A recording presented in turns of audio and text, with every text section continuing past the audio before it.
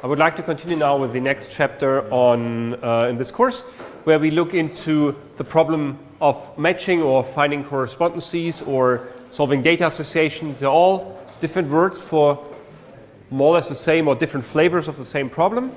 And so the thing is, we have two quantities, two types of objects, typically two images or two areas of images. What we want to do is we want to find those correspondences. For example, to which part of an image does another part in another image correspond to. And this matching problem occurs in a lot of different scenarios. So one of the things is we could do shape matching. So we have here now different shapes, and if we ignore the color and we want to match those shapes, means we want to determine which objects have the same shape. So of course it's easy. Those objects have the same shape, these two have the same shape, and of course these two have the same shape. So this is a very easy matching problem. We just have objects. Those objects have certain properties. We want to match them based on their properties or a subset of the properties. So in this example, we, for example, ignored the color. We only cared about the shape. And here those objects exactly had the same shape. But we may have experienced more complex problems like this one over here, where we have two different objects, but kind of related objects, and we want to establish the correspondences between the body parts of those two animals. Again, we can't do a one-to-one matching now, but still for us as humans, it's pretty clear how this matching should look like. For an algorithm, doing something like this is much more complicated. But again, still this is a matching problem. Another matching problem can occur if we have multiple images and want to find corresponding parts in those images or corresponding points in those images. So consider you have two images of mountains, and let's say all those dots are some distinct points, or points which kind of are distinct from their local neighborhood, or where there's something special about those points. Let's say an algorithm detected those points over here, and exactly the same algorithm applied to a second image depicted those points over here. What we can do is, if we find a matching between the points in the image number 1 and the points in the image number 2, like here indicated by those red lines, we can actually perform image matching, or we can actually stitch images together. So what we can do is, we can actually find now a transformation that transforms this image into this image, so that all those red lines actually have a 0 length. And if we do that, we obtain something like this. We just moved and rotated them on top of each other. And if we would now kind of cut out the image and maybe do some color normalization, we would actually have stitched a panorama. So again, these were the two individual images. And just by finding a transformation that minimizes these distances over here, we can actually generate a panorama. But for doing this, we need to know those correspondences. Okay, we need to know to which part in this image, for example, does this local area match to. Then we can do that. We will mostly use, or quite frequently use, those corresponding points in this course for estimating 3D information. So consider I've taken two images from two different locations of the same scene. So there must be, somewhere here must be a house, and this is an image from the front, and this is an image from the side. If I know now the corresponding points, so this point is exactly the same as this point in this image, and this point is exactly the same point as this point in this image, what I can do is, just by triangulation, by following those rays, I can actually estimate the 3D locations of the points in the scene. So based on the correspondence information, and given I know from which locations the images have been taken, I can actually estimate the 3D location in space. That's important because, as you remember, our camera just provides a projection on a 2D plane. But by taking two images taken from different locations under certain circumstances, allows me to do this reconstruction of the 3D location of this point. And this is the reason why finding corresponding points in images is a very central task in photogrammetry for doing any 3D reconstruction tasks. Because in practice what I need to do is, given one image, given a second image, both observing potentially the same scene or likely to observe the same scene, we want to estimate which point in image number 1, which pixel for a certain subset of pixels in image number 1 corresponds to which pixel in image number 2. So here more concrete examples. So these are 2 aerial photographs taken of the White House. So this is part of the garden of the White House. And the goal is now, given this image pair, we want to find corresponding points. So for example, that this tower over here corresponds to this tower, top of the tower over here. You can see that those images have been taken from slightly different locations, simply because an airplane was flying over the city of Washington taking pictures. And these are 2 pictures taken at different points in time. You also see the traffic situation here slightly different. And what we now want to do, we want to find at least some of those some of the points of which I can nicely determine a correspondence and estimate them in both images. So for example, like this, you see a number of points scattered around here and a number of points scattered around here. These are points which are extracted in image number 1 and points that are extracted in image number 2. And we want to estimate which of those points correspond to the same object in the scene. Because if I know that 2 points have recorded the same object in the scene, based on at which pixel location I see them in image number 1 and image number 2 allows me to do the 3D reconstruction. Okay, that's a reason why I'm interested in corresponding points. And finding corresponding points, a part of that is actually matching a part of the image with another image. Okay, so again, why do we need all that? So consider we have taken 1 image over here and 1 image over here. And we have the rays going from the center of the camera, of the projection center, to the object here in the world, the same here. Then we know that we have here the intersection of those rays in the 3D world. And what I want to know is, what are the locations of those 2 pixels in the image? If I have for every pixel in image number 1, the corresponding pixel in image number 2, I can actually do for every pixel a 3D estimation of the 3D point. And this is exactly what I want to start with, how to actually obtain this 3D information, and then move towards how we can actually estimate those points. We're going to do that for the most simplistic case, and this is something which is called the stereo normal case. Here we assume that we have 2 images, so image number 1, and we have image number 2. So everything which has 2 primes is image number 2, and every one with 1 prime belongs to the first image. So first image and second image. And the stereo normal case is a special form of the general stereo case, where both cameras look into the same direction. They have the same Z coordinate, they have the same Y coordinate, and they are only shifted in X. So we have 2 images, they're just shifted in their X direction. But they both look into exactly the same direction, and both have the same camera constant, so it's kind of the same camera constant for the camera. So what I have 2 images over here, one here and one here, and now, so this X prime is the pixel location in the first image of this point P down here, and X double prime is the location of this point projected onto this image plane. What we now want to do is, based on the knowledge about X and X prime, given these correspondences, we can actually estimate where the point P is in the world.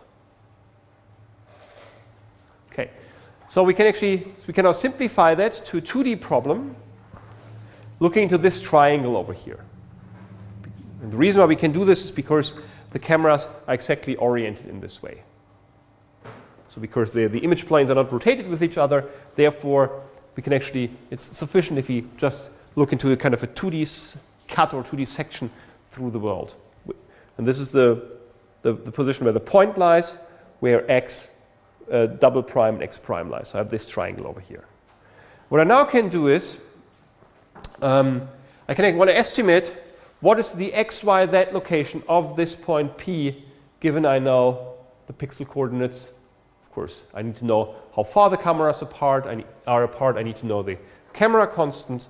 But under these assumptions, I actually want to estimate the x, y, z location of the point. And I use simply the theorem of intercepting lines, or Strahlensatz, to actually estimate those quantities.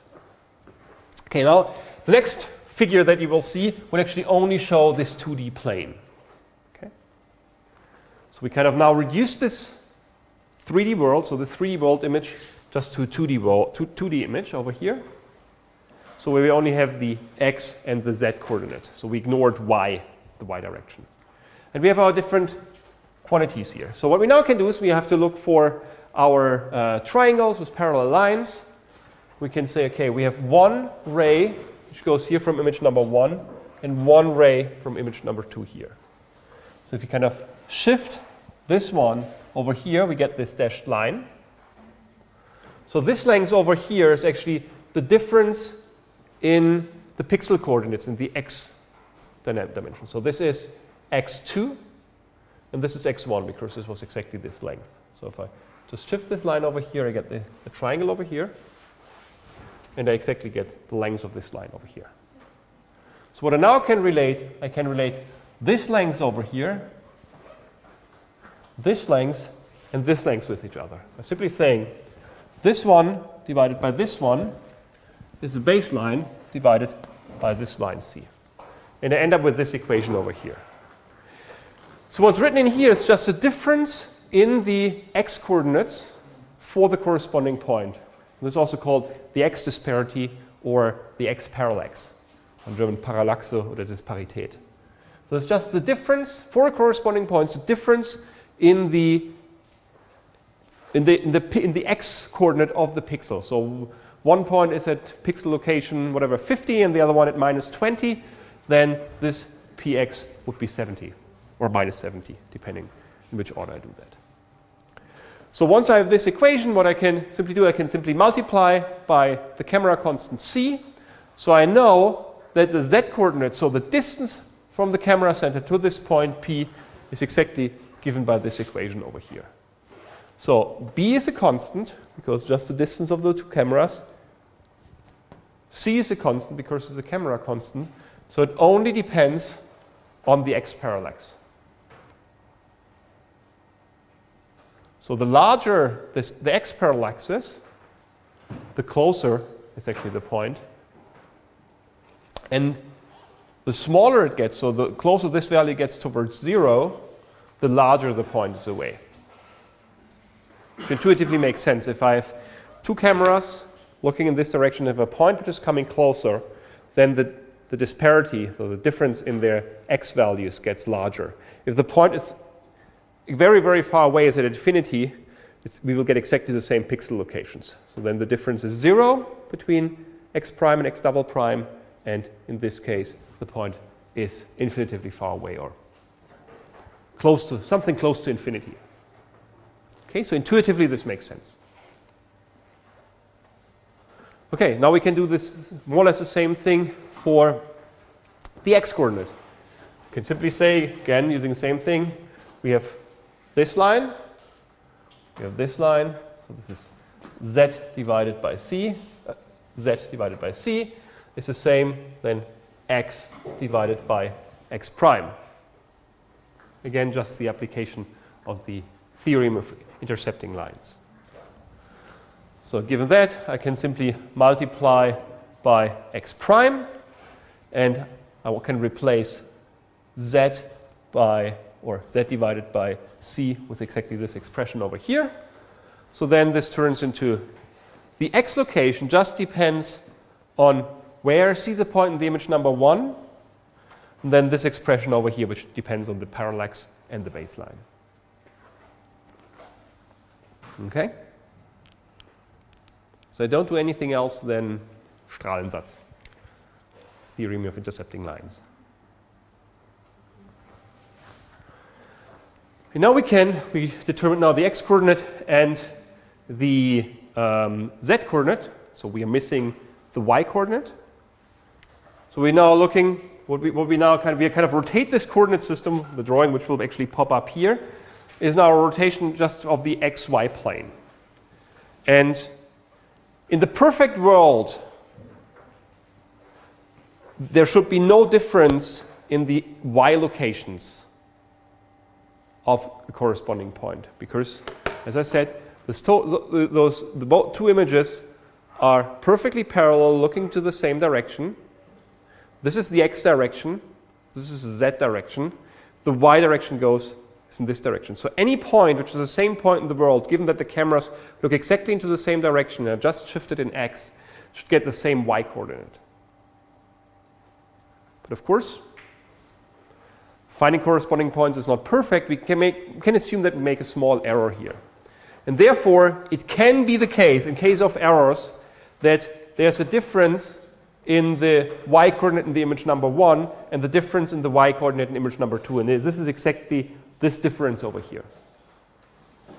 So we can see there's two measurements of some true value. If you don't know the true value of two measurements, we can do is we simply can compute the average of those two values. So the average of these two values, this dot over here, and this simply corresponds to this expression over here. Therefore, we have this kind of, maybe in the beginning, weird-looking expression in here. This is just a better estimate of the y coordinate of this corresponding point. And then we can simply estimate that by looking into these two triangles, and I simply can relate the y coordinate with the x coordinate, with exactly the y coordinate in the image with the x coordinate in the image. And given that I know how to compute x, I can actually put these values in here and then directly obtain this expression for computing the y coordinate. So the y coordinate of the point in the 3D world only depends on the averaged y coordinate in the image, and again my expression b divided by minus the x-parallax. So if we sum all that up and see those three expressions over here, we can see that given we know the baseline, given we know the x and y coordinates of the points in the two images, and given we know the camera constant, I can actually reproduce or estimate the 3D location of the point in the 3D world.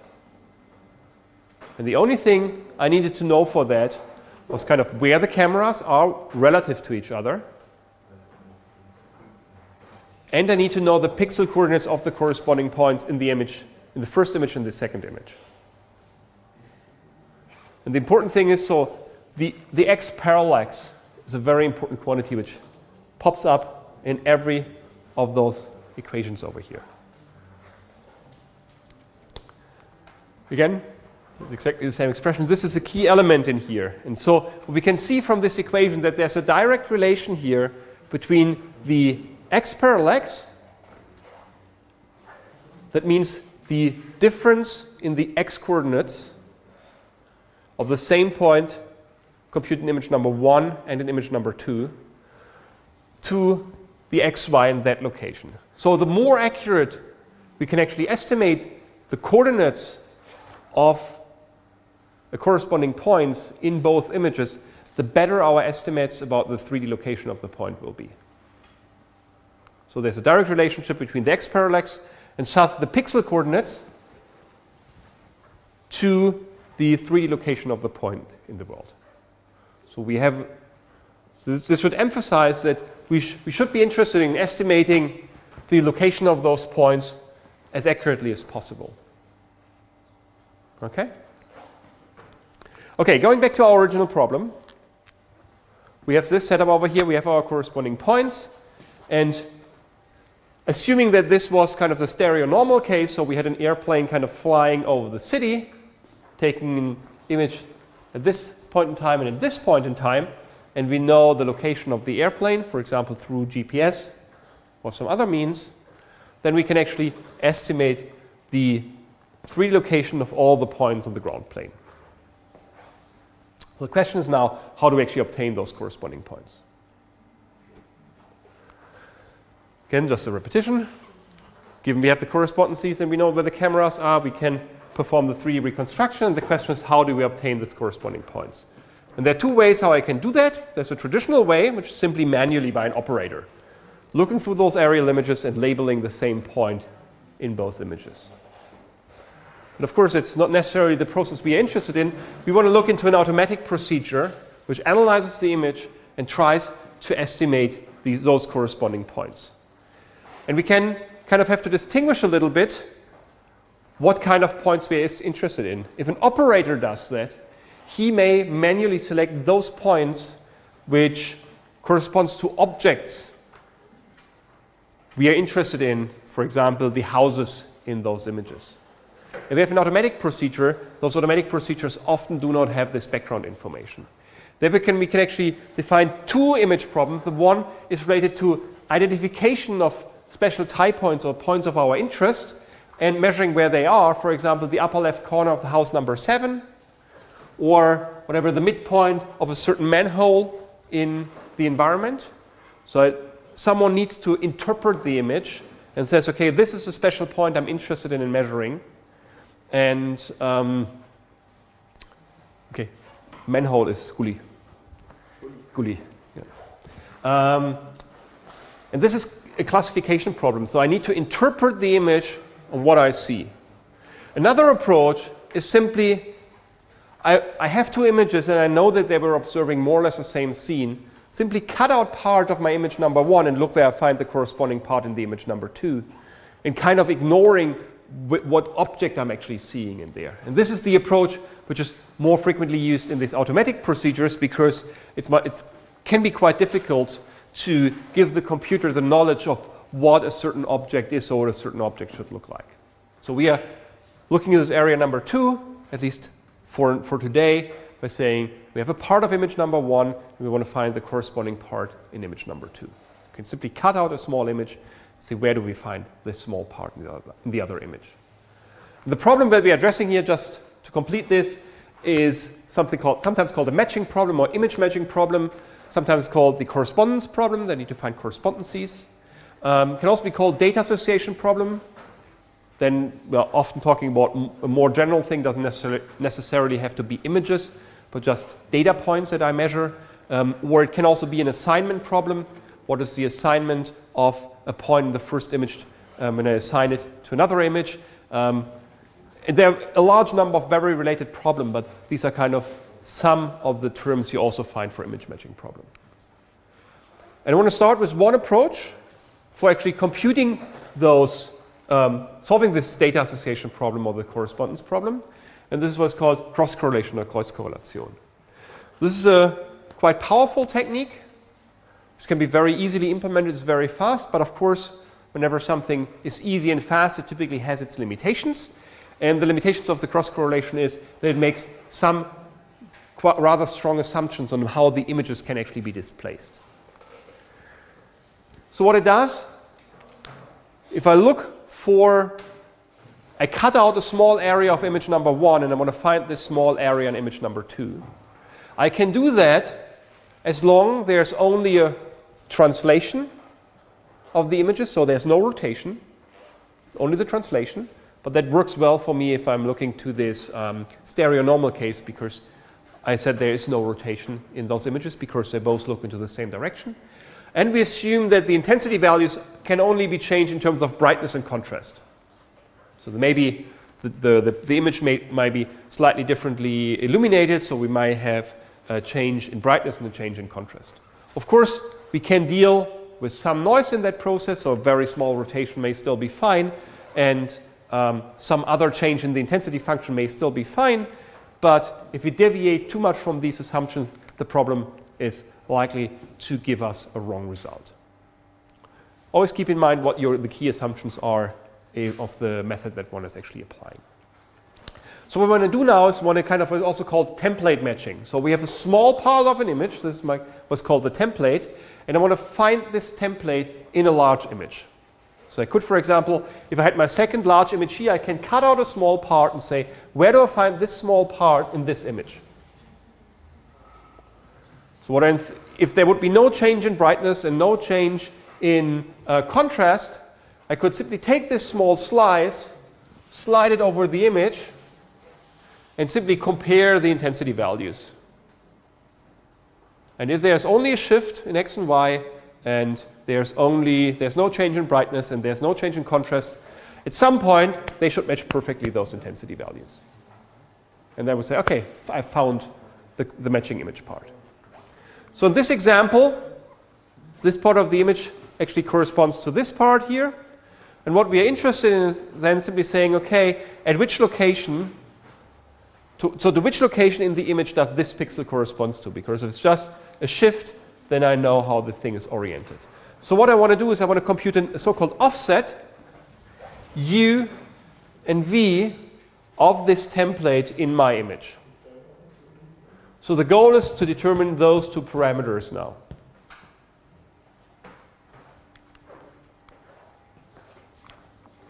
So those two guys are the parameters I want to estimate.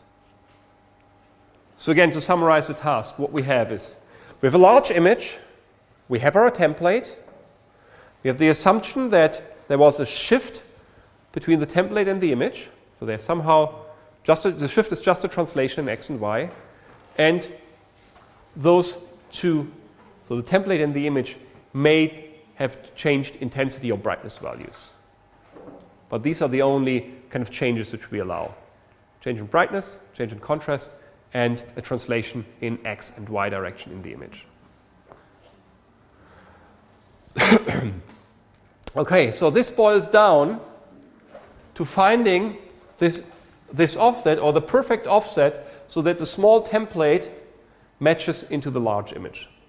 So I want to estimate the offsets, U and V, between the image G1 and the image G2. So this is typically G1, and this is G2, the small image. So that based on that we find the offset so that those two images correspond. Okay? So, and we said we only want to allow for a translation. So the geometric transformation that we allow between those two images basically says that for all elements of this kind of, for all pixels that I'm considering, so those of the of my template, of my small image region, there should be a correspondence between P and Q, which were those coordinates over here, the coordinates I and J, and we have this constant offset. The offset is constant. So in order to estimate how they are shifted with respect to each other, I only need to estimate this offset. So I have two parameters.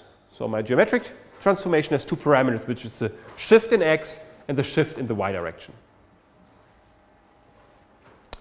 And then I said, okay, I also want to allow for a radiometric transformation. That means a change in the intensity values. So both image parts do not necessarily have to have the same intensity value. And the change that I want to allow for is, say, G2 is simply a constant A plus a constant B times the intensity value of G1. And if you still remember the lecture about histograms, we actually have seen that this transformation corresponds to a change in intensity value and a change in brightness. So this transformation again gives us two parameters, the parameter A and the parameter B. So the number of parameters that we need to estimate is actually the shift as well as this A and B. Or we want to be taking into account that A and B can take arbitrary values. So again, our problem definition, we have those two transformations. One's about the pixel coordinates and one's about the translation, the change in brightness and contrast. Where in the matching problem, I'm typically only interested in what's the offset. I don't really care to estimate what the change in brightness and intensity, brightness and contrast was, but I want to allow that these values can have changed. So what I'm mostly interested in is actually finding this location. So the location of the first pixel of where the template matches the original image. Okay, so I said where it matches or where they are similar, where we want to maximize similarity. So the good question is, how should we actually quantify similarity? So what could be ideas to quantify similarity?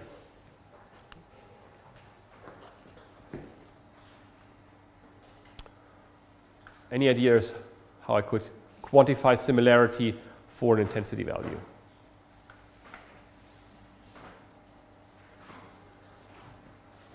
Yeah? Maybe subtraction between the two pictures on that spot and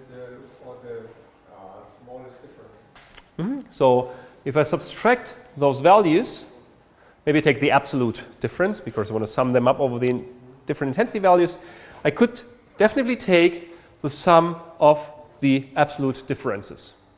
Or I can take the sum of the squared differences. Or I can take actually the maximum difference values. So these are kind of three different typical measures for similarity. So I subtract them and square them and add all of them up. Of course, if this value is 0, I find a perfect match. Same for the absolute value, or I may just be interested in the maximum difference. So just three valid ways to do that. The main problem that I have is that those measures will get different values if I change the brightness or the contrast. So if one image is simply brighter, I won't get 0 anymore. I will have larger values. And depending how I change the brightness, those values will also change dramatically. And if I change them in the kind of wrong way, I may get a wrong result. So the problem is that there's no invariance against changes in brightness and contrast for those three possible similarity functions.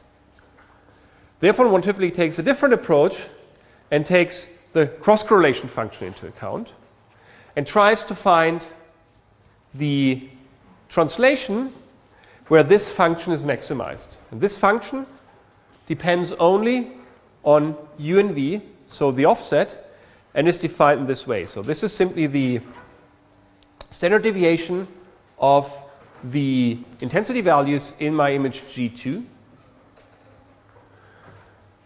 This is the intensity value, or the standard deviation of the intensity values in the image number 1, but at the offset, so that this corresponds to the kind of the size of this image number 2. And this is the covariance of those two elements. Okay, let's look into that into detail. Let's start with this value over here. So this is the standard deviation of the intensity values in G2, so in my small template. So what I do, I have to compute the mean over those intensity values. That's what I quite know how to do. And then I simply subtract the intensity values from the mean, sum them up, and this gives me my variance. So I take the square root of this expression, this gives me this value over here. Okay? Next thing I can do, the next thing I can do is I have to, compute the same thing, the standard deviation for the image number 1, but only for the small area with the size of image number 2 at the corresponding location. So the part where the image and the template actually overlaps. Again, I have to compute the mean of the intensity values, but now it's here G1 and not G2. And I also take the intensity values, of course, of G1, but I kind of have to take into account the offset here, U and V. So if I vary U and V, I also get a different value for this standard deviation in here. And the number of elements are now the number of elements in G2, not the number of elements in G1, because these are just the number of pixels corresponding to this small template. So basically computing the standard deviation of the intensity values of the template and the standard deviation of the intensity values of the original image in the area where it overlaps with the template. Yeah. That shall be number of pixels in G2. On the left. Yes, number of, not number if, number of pixels in G2. Yes. Okay, and then we have the covariance between the intensity values at the current position where the image number 1 and the image number 2 overlaps. So just kind of again, I overlay those images and simply compute the covariance of those two elements. This is the expression that I have in here. So then this cross-correlation function gives me values between -1 and 1. The larger it is, the better is that match. And as we do the correction through the mean, take into account the variance, we actually we actually invariant under the change in brightness and the change in contrast, because these exactly corresponded to those two quantities, if you remember the lecture on the histograms. Okay, so we have defined our similarity function. What we now can do is we can simply search our image for that template. And how do we do this search? It's actually pretty simple. We just take this guy, put it over here, and simply slide it over the image. And for every possible location, we simply have to compute this function value over here, and then choose the maximum. Okay, so what we do, we place our template over here, and for all offsets, we just vary those variables that we slide over the whole image. We have to compute this function value over here. So I start that. So I basically slide that all over the image and get now a number of intensity values. And the number of intensity values I can actually show here. These are all values.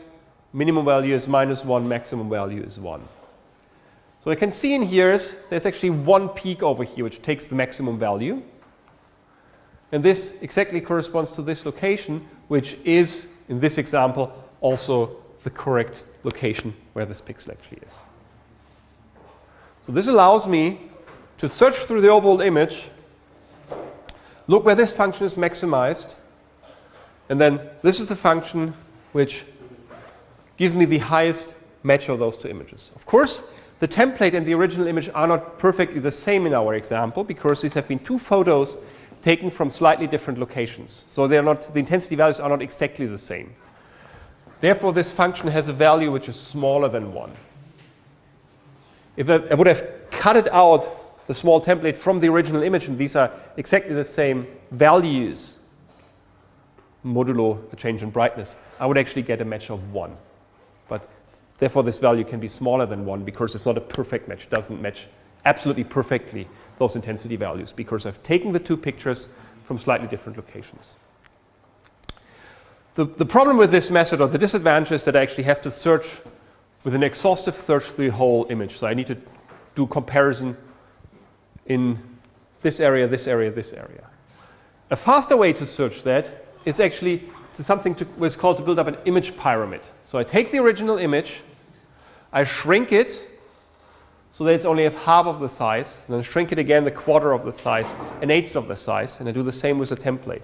Then I start looking with this smaller template in the smaller image, and once I found the perfect match, I go to the next level of the hierarchy. So I basically start doing the search here. So this is kind of my template and my image. In this small image, and once I found a match, I go down and say, okay, now I search in this area, and go down and I search in this area. This is just a faster way for not being required to search the whole image, but to do kind of the exhaustive search only in the smaller, kind of on the top level, and then I'm just needing to search local areas. This is just a strategy which prevents to search through the whole image and can be used to have a faster search and in a faster way find the corresponding match. Of course, this still assumes that if I shrink my image by a factor of 2, there are still key properties of the image which are maintained. So for example, if my template is just a collection of black and white pixels one after the other and I have a certain pattern, if I scale that down, I need to make sure that I still maintain those patterns. Otherwise, I wouldn't find this in this image hierarchy. But for most realistic image, for most real-world images, this actually works very well. So just a small example on how this may look like. So for example, if these are kind of 4 images, A, B, C, D, and I have A, B, C, D as small templates, and I want to search this template A in my image A. So what's going to happen over here? If I slide this value over this image over here.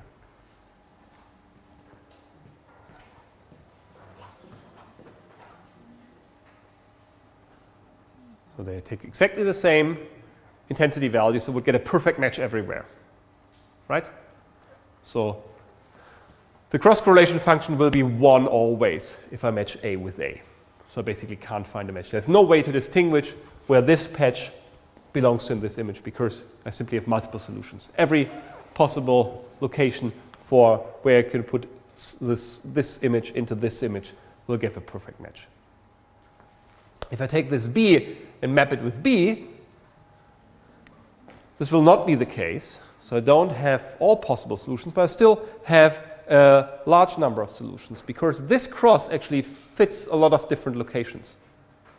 may not fit here because I have the circle, may not fit to this cross, but basically to all other, or to most other crosses it's going to fit. So again, I get multiple possibilities where this B fits into this B. If I match C with C, I basically will get no match because this pattern simply doesn't occur in here, because I don't allow for rotation. If I would rotate this guy, or even if I rotate it, I wouldn't find it. So I will get no match between C and C in this case. And if I match D with D, I actually get only one match, which is kind of this match over here, where I get a high correlation value of value close to 1 or even 1. So that's kind of the results here. So I get no match because the function matches everywhere. With B, I simply have several matches. With C, I don't have a single match. And with D, I have one perfect match. Now, of course, always targeting this. This is what I want to have typically. But of course, if the environment looks exactly the same, so if I see exactly the same house in an aerial image because there are simply 20 houses which look exactly the same, I can only determine where this template matches to one of those 20 houses. There's no way to figure out where it matches if I don't have any further information. Okay, to summarize this image matching problem with cross-correlation is, I hope I convinced you that correspondences between images are important, because we need this for a large number of different tasks, and the most prominent task in this lecture here is for doing 3D reconstruction. We will do that exhaustively through the remaining part of this course, especially in Photogrammetry II, so the course next term. We discussed the stereo normal case, and said if we have corresponding points and if we know where the cameras are relative to each other and if they're in the stereo normal case, you all can compute the 3D locations of the point in the world. Then we introduced the concept of cross-correlation in order to find templates cut out from one image where I actually find them in the second image. Seen that the cross-correlation is actually quite fast and easy to compute. I basically have to compute means and variances, something which is easy and can be done quickly. But again, cross-correlation relies on strong assumption. That means we only have a shift, there's no rotation of the template, and the template and the original image only change in terms of brightness and contrast. And if I have other changes in there, the method may not work anymore. Okay, are there any questions from your side?